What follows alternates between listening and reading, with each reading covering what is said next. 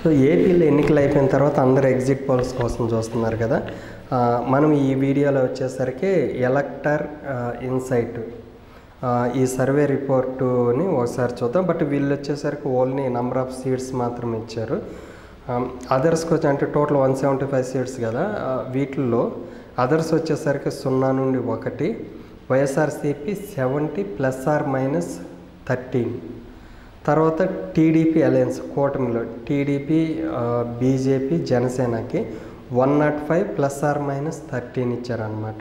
So ఈ విధంగా చూస్తే అధికారము ఒకవేళ ±13 అనేది ఏ పార్టీకి పెరిగినా ఏ పార్టీకి తగ్గినా కూడా అధికారం మాత్రమే కూటమికి వచ్చిద్ది అనేది ఇచ్చారు.